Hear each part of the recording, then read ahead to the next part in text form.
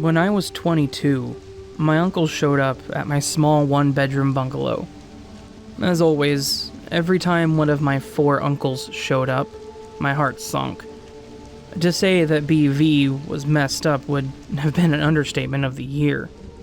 He's always been a dodgy character, but the uncle that I have the strongest relationship with out of the 4. Personally, for me, the best of a bad bunch, and that's scraping the barrel. He, like the other 3, was a criminal at that point, and associated with some pretty unsavory people. There was nothing new about that. None of the rest of the family have broken the law. My granddad was a long-service soldier and a hard-working family man. Likewise, Gran gave birth to 9 babies, and in between those times had a very responsible PA job in London.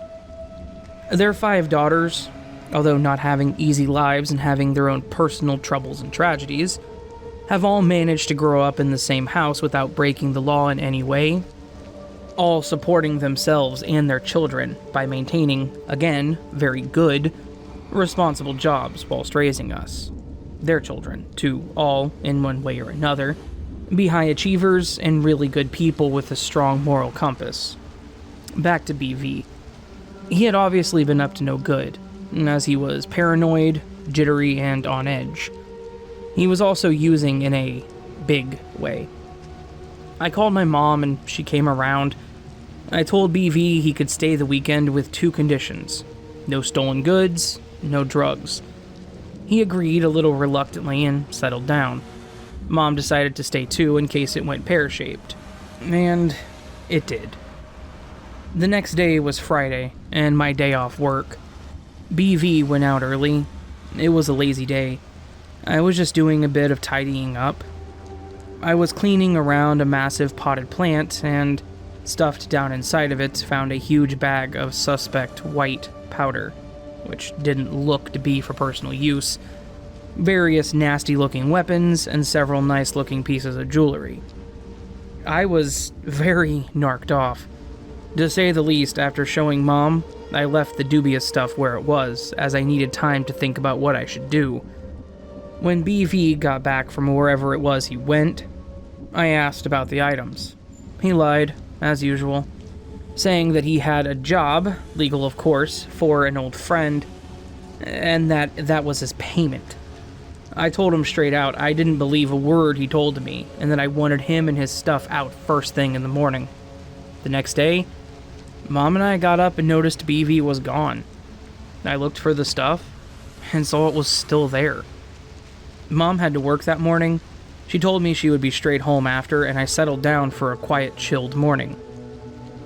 Around 11 a.m., there was a loud knock on the door, followed by someone having fun with the buzzer. As I use a wheelchair, it takes me a bit of time to get to my front door if I'm alone, so I was getting more and more annoyed by the incessant commotion. Upon opening the door, I came face to face with 3 of the meanest, nastiest, and skankiest looking men I have ever seen. They all looked straight at me, and because I was at a lower level, their eyes went down to meet with mine. To be fair, they all seemed surprised at my appearance. I was very small and skinny, and looked more like I was 14 than 22. They all looked at each other in utter shock before I said, "Hello, can I help you?" The middle gangster, the nastiest looking one, said, "We're looking for BV, sweetheart. Is he around?" One of the others said, "He said he was staying with a girl," my name.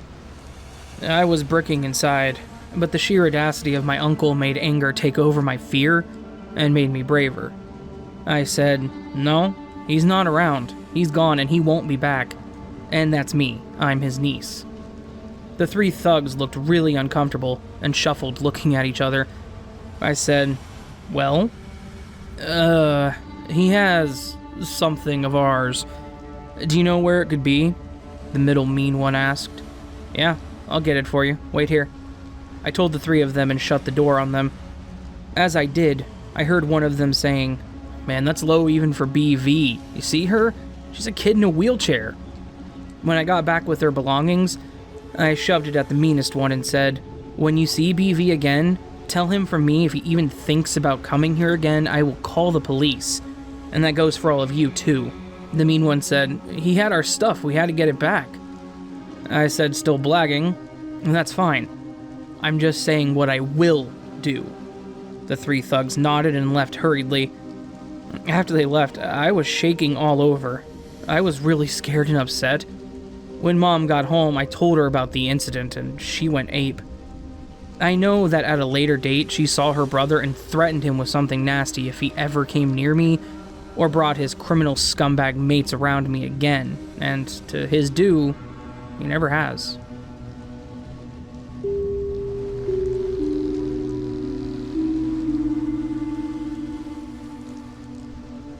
This is a long post, but do please read. I seriously need help. I'm terrified out of my mind. So we'll start by saying that I've never believed in anything paranormal. I'm a pretty science-based dude. I always look for a logical explanation, and still am from this encounter. So if anyone has any ideas, please do let me know. I don't have much time for leisure with work recently. I've been having to accept some pretty awful shifts to get by with COVID times, so I've lost my ability to go on my evening walks, which are a method of stress relief for me. It had been a while since I'd gone on one, so 3 nights ago I decided to just go for a late night walk. I put on my headband flashlight and decided to take a path I hadn't taken in ages. There's a small trail near the back of my neighborhood that goes around 4 miles deep into the woods. My plan was to walk around 1.5 miles and then take the parallel path to come back. I make it down to around 1.3 miles, according to my Fitbit, and start getting that feeling that I'm being watched.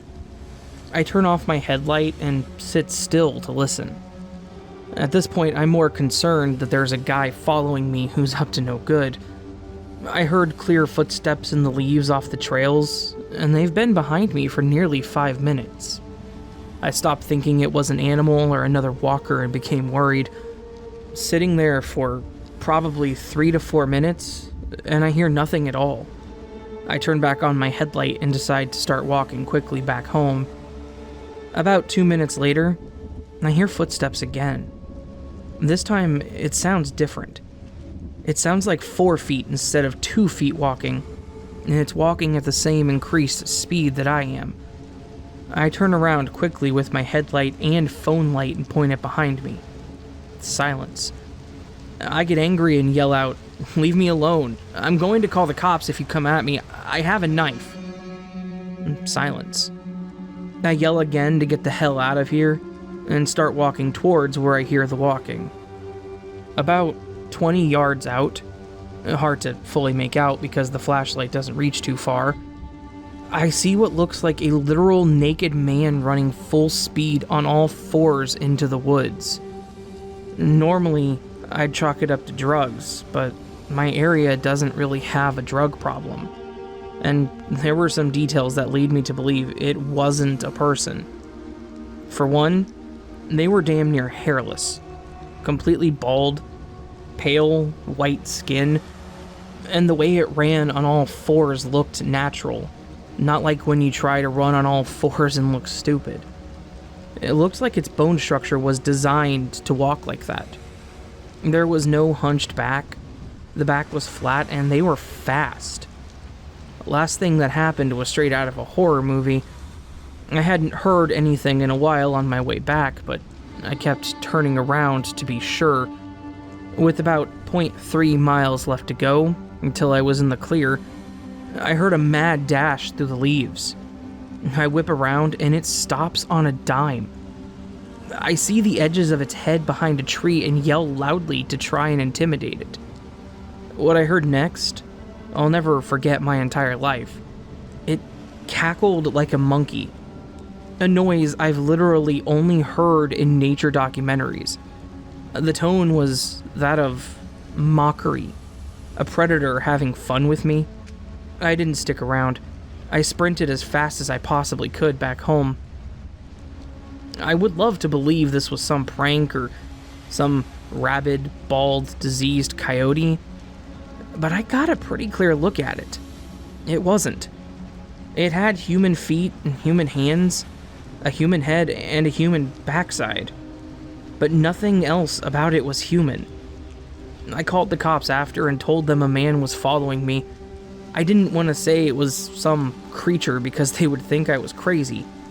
They didn't find anything, but they did see quite a bit of activity in the leaves and dirt, about 50 feet from where the trail was, leading far back into the woods, before it got to a large stretch of grass where no footprints were seen.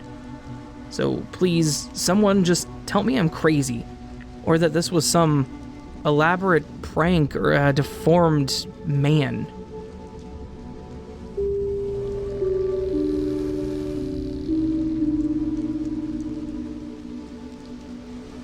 The story is a continuation of the last one. We went back into the woods, and we saw it again. So, after some internal debate, I decided I was going to go back, because otherwise it would eat me up not knowing what this was. When I first saw it, I had zero idea of what it could be. I figured some drugged out or mentally ill man, a prankster, or a sickly deformed animal. After letting it all settle through, there's just no way of that being the case. I was trying to justify it in my mind because I've always been a heavy skeptic of anything paranormal. I still am, to be fair, but I'm warming up to the idea that crawlers may actually exist. So, I messaged 3 of my buddies. I told them everything that happened in detail over text, and I asked if they'd come look with me. Them being non-believers like me, and also just loving adventure and spooky stuff, were more than excited to go. 2 of the friends have guns, and so do I, so we all brought them. The other friend was in charge of holding 2 flashlights to give us some light, one being a phone flashlight so he would be ready to take a picture at a moment's notice. We waited until around 9:30 p.m., when it was completely dark, and headed down the same trail I did last time. My heart was pounding out of my chest, but I felt more confident having friends there. They were joking around and thought this was cool, and I tried joking back a few times, but the reality was that I was pretty nervous. We walked the full 1.5 miles I had planned on walking last time, and we didn't encounter a thing. We had prepped for so long, though, and didn't want to give up quite yet, so we kept walking. About 5 to 8 minutes later, at close to the 2-mile mark, we started hearing some noises way back in the woods. It wasn't close, but it was loud enough for us to take notice.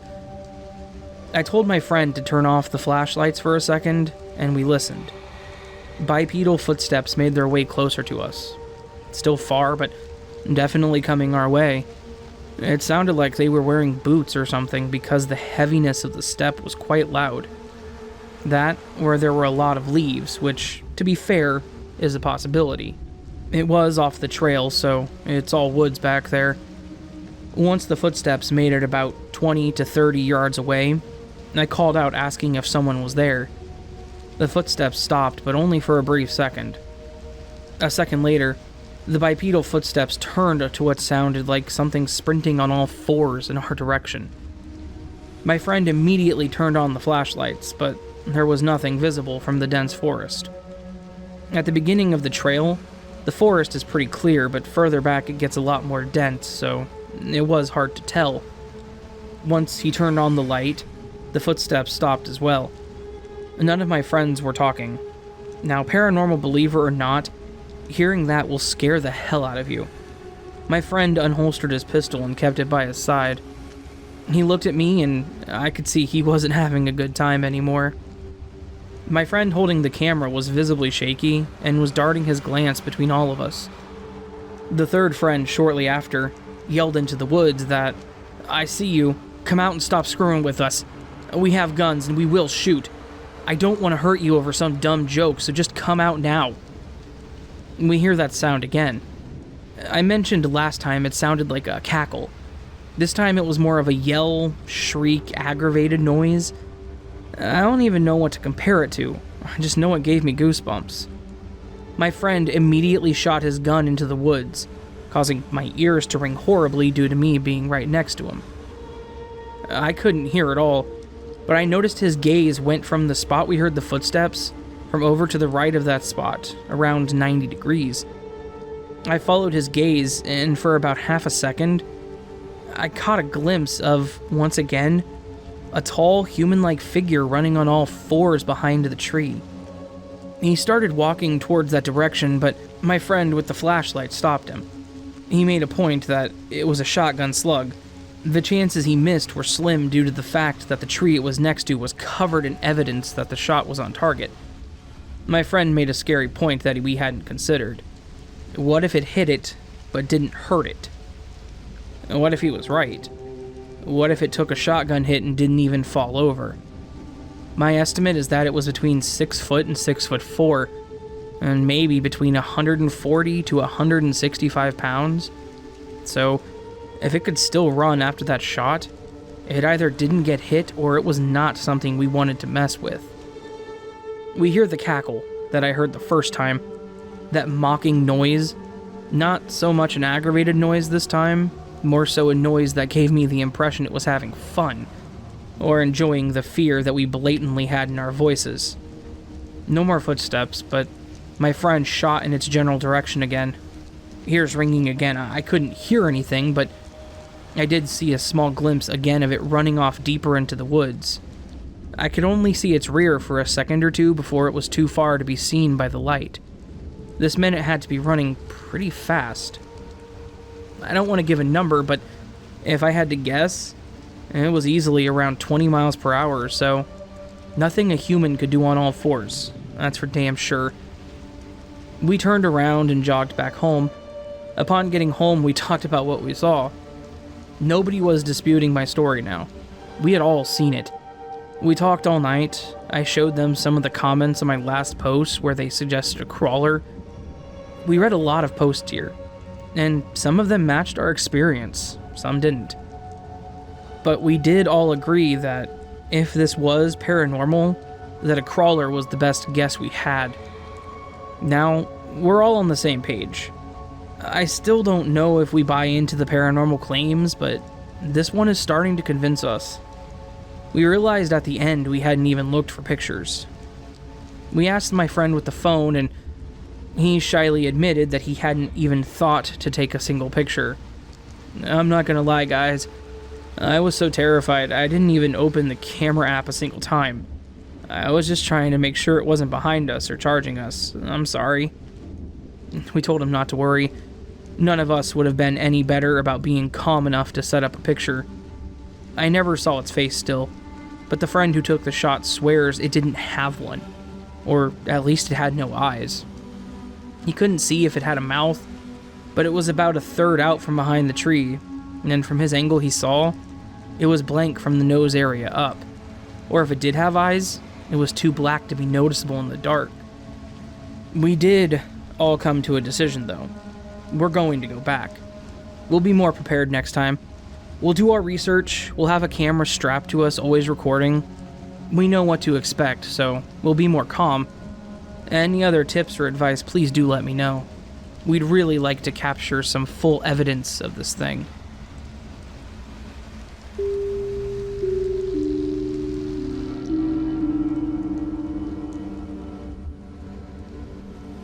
I didn't meet my biological father until I was 9.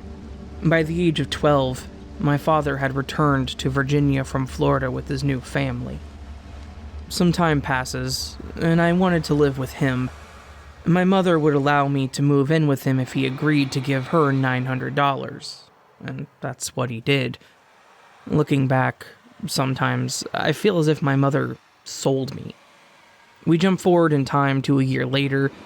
My father's wife at the time, who we shared the name Heather, had taken a trip to Chicago to visit her children that lived there with their father, which left my father, my little brother, and myself in the house. That very last night, before she returned, we all watched a movie in the living room, and I fell asleep on the floor. I woke up in the middle of the night to my father's hands where they shouldn't be. I was shocked. I jumped and he rolled over and began to snore. I waited a while and then slipped upstairs into my room. I just remember staring at the door all night. I awoke in the morning to screaming and arguing between the two. My father burst into my room and tells me to pack my things because we're leaving. I couldn't believe it. I felt like I was dreaming. And that began the long road of 8 years of drug-filled abuse and homelessness. He would tell others that he was raising his wife. I would pray for a way out. Any way out. I often prayed that I would just OD, so I didn't have to suffer anymore. Then, one night we had enough cash for a hotel room and heroin, and my father was cooking up the drugs to inject me with when there was a knock at the door. It was 5 DEA agents. They arrested him. For many years, I suffered in silence with the abuse of my addiction, my complex PTSD, my suicidal thoughts. But a darkness like that will destroy you from the inside. It can't be pushed down or hidden away. Then, one morning, I woke up and I decided to contact law enforcement. For the next 2.5 years, I was interviewed for hours on end, reliving every moment. My father admitted his guilt and is serving only 10 years for something that has altered and changed the very fabric of my being. After court was over and some documents were released to me, I was able to read witness statements. People knew what he was doing to me and they did nothing. "She's no angel," someone said. I was 13 years old.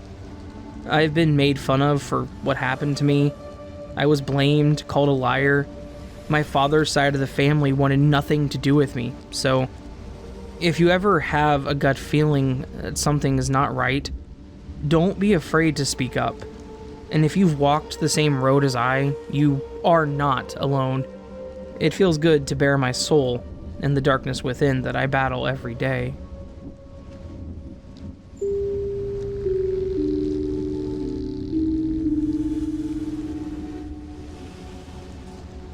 I moved from Idaho to Alaska about 2 months ago, and already I've experienced something I never thought I would ever experience.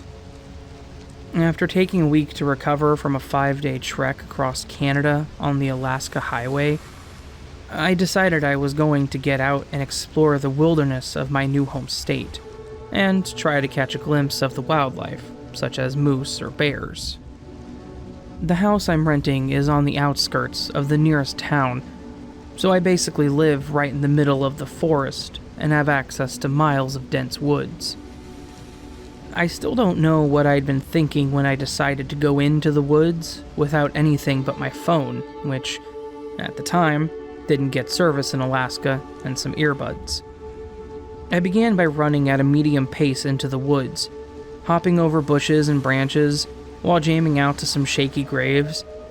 I'd probably gone through about 5 songs when my shoelace got hooked on a fallen tree, and I was thrown into the ground face first.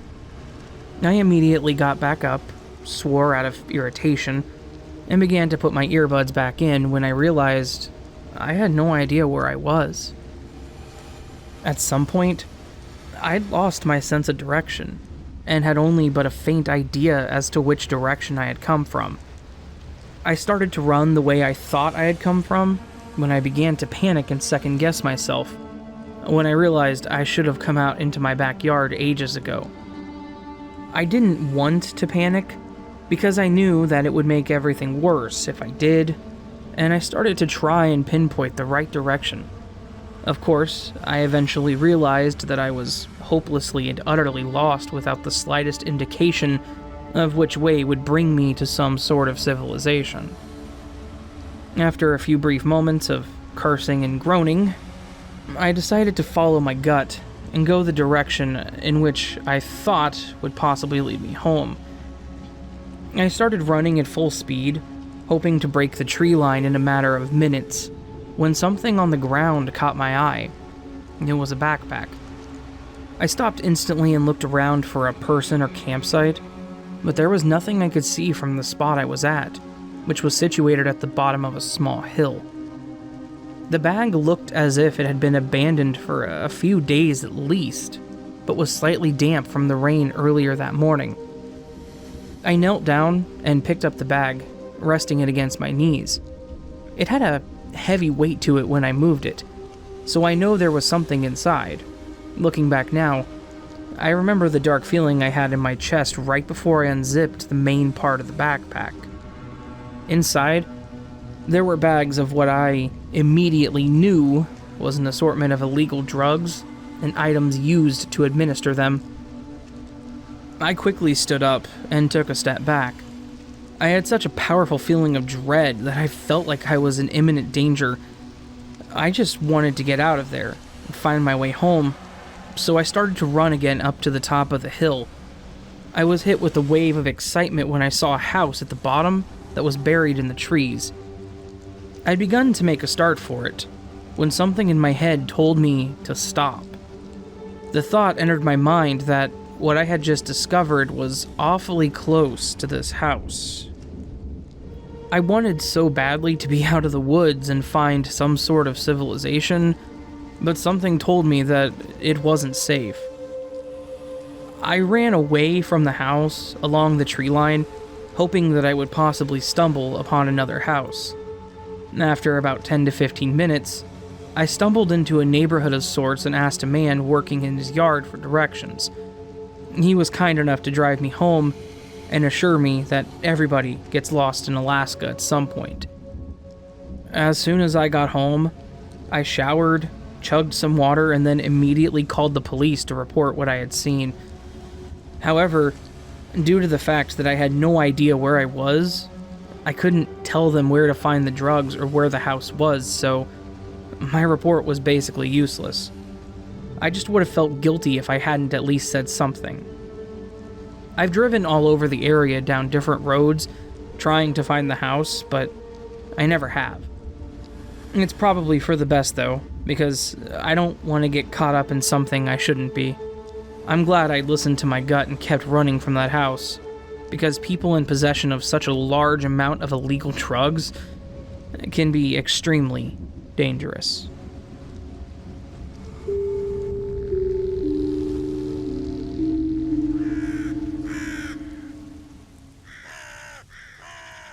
Hey there, friends. I hope you all enjoyed this very interesting collection of true stories. Kind of a grab bag.